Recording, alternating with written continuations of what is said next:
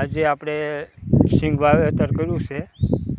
વરસાદ એવો નથી એટલે આપણે બતાવીશું કે અમે રેન પાઇપ ફિટ કરી છે.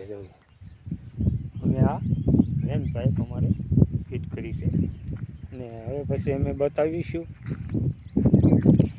કે આ રેન પાઇપમાં કઈ રીતનું પાણી ઉડાડતું હોય. ઘણા ખેડૂતોને ખબર હોય છે, ઘણા ખેડૂત માટે નવું પણ હોય છે. એટલે અમે બતાવીશું કે હવે અમે હમણાં પાણી ચાલુ કરશું અને જો આ રીતે અમે 12 ફૂટે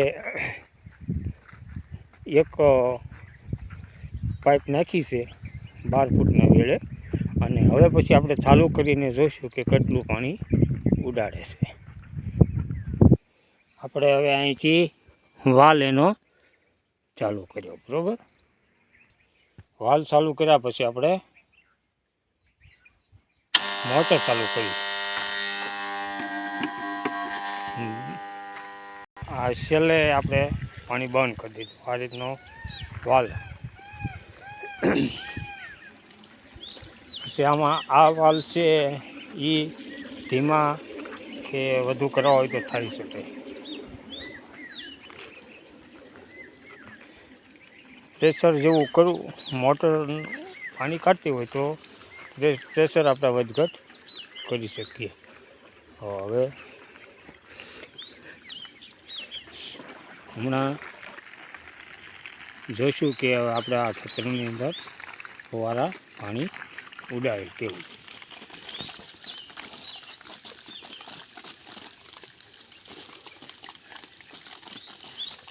ધીમે ધીમે ચાલુ થયા છે.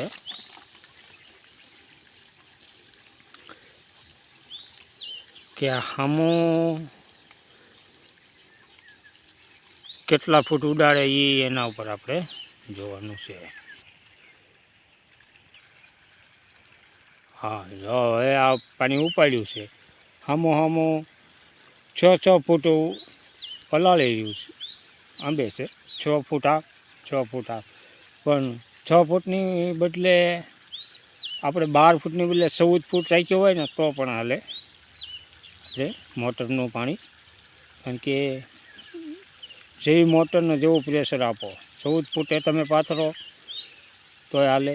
અને આ જે ફિટ કરતી વખતે આપણે એ વાલી રીતે પહેલેથી ફિટ કરવા પડે.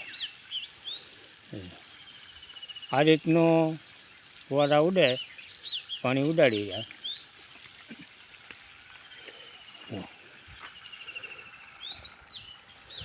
તો ખેડૂત મિત્રો, આ સસ્તું ને સારું અને સિંગ માટે ઉગાવો કેવો લે છે, અને આમાં કંઈ કોરું રહેતું નથી.